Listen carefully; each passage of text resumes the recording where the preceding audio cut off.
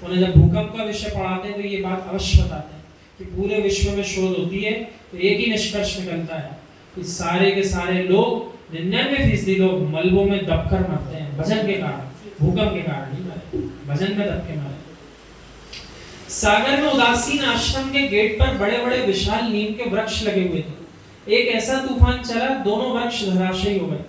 कितनी बड़ी जड़ें हों पर वायु के झोंके जमीन का स्पर्श करा देते हैं। जो गगन का चुंबन करते थे वे अब ध्वस्त हो गए। कैसी विशाल विशाल इमारतें बनती हैं, और जब ऐसा काल आता है तो 20 मंजिला 50 मंजिला इमारत, वहां से 50 लोग भी नहीं निकल पाते, सब वही अंदर ही धसे रहते।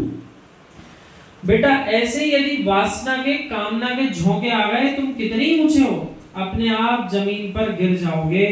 अभी कुछ दिन पूर्व की घटना याद है कि बिल्डिंग में छात्र छात्रा पढ़ने गए थे, काम करने गए थे अंदर, उसी के अंदर जल करके स्वाहा हो गए मनुष्य। अब उन जीवों को वो पल याद करना चाहिए, कभी पूर्व के काल में, कभी पूर्व की पर्याय में जीवों को अंदर बांध के आग लगाई हो गई। ऐसी घटनाएं अपने प्रथमानी योग जी में है कि जीव ने क्या करा, सिंह वनराज दिखे सो गुफा में पैक कर दिया और वहां काड़ी से आग लगा दी थी, सो प्राण चले गए थे। बाद में ऐसे जीवों को फल मिलता है कि नहीं मिलता है? गज कुमार मुंडराज बने थे वो। ऐसी स्थिति जीव ने पूर्व काल में किसी दूसरे के लिए निर्मित की थी। अब वो समय आ गया जब सारे सामूहिक पाप किए जीव एकत्रित हुए एक स्थान पे और वहीं जल करके मर गए। ऐसा ऐसा लोगों ने बताया जो स्वयं जल रहा, अपने किसी इष्ट जन को हाथ से पकड़ के लटका रखा था बिल्डिंग से, बच जाइए, और स्वयं का शरीर जल रहा है पीछे से। ऐसे ऐसे दृश्य हुए थे। मैंने स्वयं को स्वयं ने जलते हुए देखा, लेकिन भेद विज्ञान के साथ ही काम नहीं हुआ, शोक और दुख के साथ हुआ तो दुर्गति में जाता है। और वे वीतरागी श्रमण ऐसे ही क्रम में जब अपने निर्विकल्प साधना में लीन थे, भेद विज्ञान के साथ थे, तो मोक्ष चले गए। क्योंकि आग तो लगी तन में, लेकिन तन को अपना नहीं मान गए थे। तो ये जो प्रथमानियों की कहानियां हैं, इनको वर्तमान काल के दृश्यों से आप मिलान करा लो कि मात्र भूतकाल में नहीं होता ऐसा, वर्तमान में भी होता हुआ दिखाई देता है।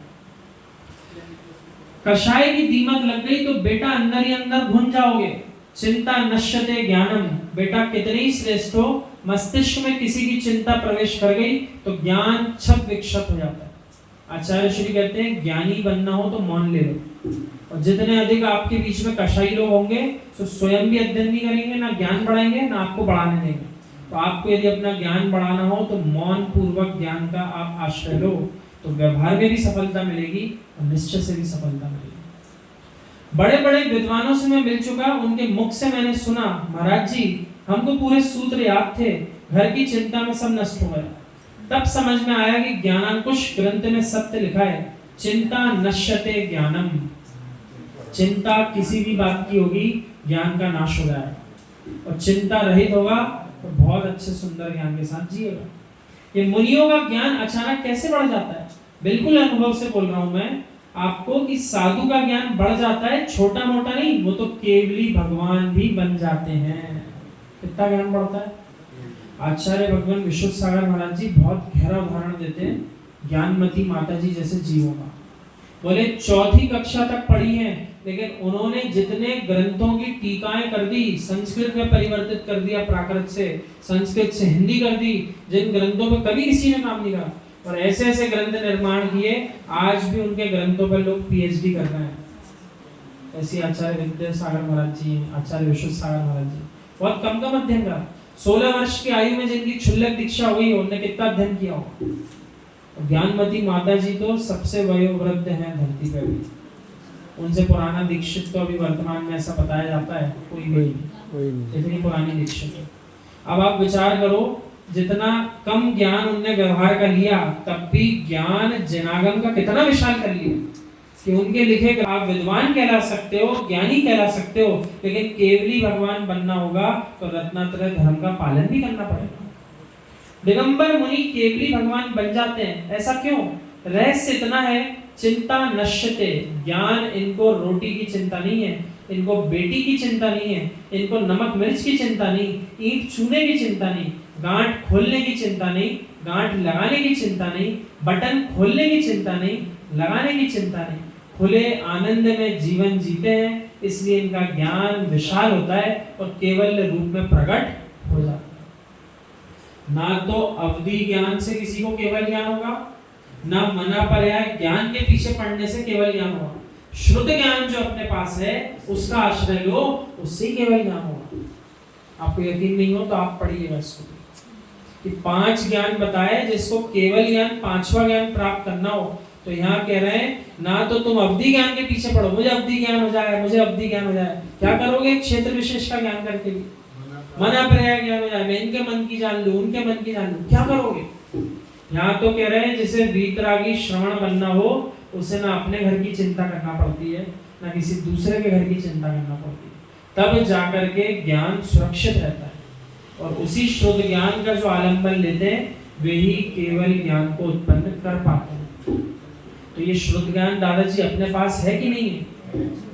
लेकिन लोग इसको जान नहीं पा रहे हैं। वे क्या देख रहे हैं? 5 इंद्रिय है, उनसे ज्ञान होता है, मति ज्ञान पे केंद्रित हो गए। आंख से देखता हूँ, नाक से सूंघता हूँ, इतना ही ज्ञान काम कर रहा है और उन्हीं 5 इंद्रिय के विषयों को संतुष्ट करने में अपना जीवन निकाल देते हैं। लेकिन जिस जीव को ये पता है इन इंद्रियों के माध्यम से ही तो निमित्त है, जान तो मैं शुद्ध ज्ञान से गहरा रहा हूँ, जो विषय जानना चाहता हूँ उसी शुद्ध ज्ञान की सुंदर चिंतन धारा को मैं पकड़ूं सो मैं उसे केवल ज्ञान की धारा में मिला सकता हूँ। ले इसी शुद्ध ज्ञान से केवल ज्ञान होगा, होगा कि नहीं होगा? इस शुद्ध ज्ञान को छोड़ना नहीं है, उसको पकड़ो। क्या जान रहा है? कितना सुंदर जान रहा है, कहीं बुरा तो नहीं जान रहा? बुरा जान रहा उसको पकड़ के कहो अच्छा जान, काम तो तेरा जान नहीं है। उस ज्ञान को पकड़े रहो, वही ज्ञान भगवान बनाएगा। जिन जिन को ज्ञानी बनना हो तो दिगंबर बनना पड़ता है। अब मजबूरी में बनना है कि इच्छा से बनना है, ये और बताओ। मजबूरी में बनना पड़ेगा कि इच्छा से बनना पड़ेगा? जैसे भगवान बनना हो तो इच्छा से बनना पड़ेगा, मजबूरी नहीं है। निर्वस्त्र नहीं निर्वासना सहित, निर्वस्त्र नहीं निरपेक्ष भी, निर्वस्त्र नहीं निर्पंथ भी, निर्वस्त्र नहीं निरामना भी। ना तो कोई इच्छा हो, कामना हो, ना किसी प्रकार का पंथवाद हो, ना किसी बात की चिंता हो, ऐसा निर्मल शुद्ध ज्ञान केवल ज्ञान उत्पन्न कराता है। अन्यथा पद बड़ा हो सकता है लेकिन ज्ञान विशाल नहीं हुआ तो केवल ज्ञान तब भी नहीं हुआ। इसलिए फिर वो पंक्तियां आती है कि भैया बहुत बार धारण कर ली मनुष्य पर्याय, बहुत बार पद धारण कर लिए लेकिन अपना कल्याण नहीं किया। निर्वस्त्री नहीं निस्संग भी होना चाहिए। आचार्य श्री तो एक गुरु जी का नाम ही रखा है निस्संग सागर जी महाराज। और आचार्य श्री कहते हैं भैया तुम लोग सामायिक में कोई चिंतन करो मत करो, अपने अपने नामों का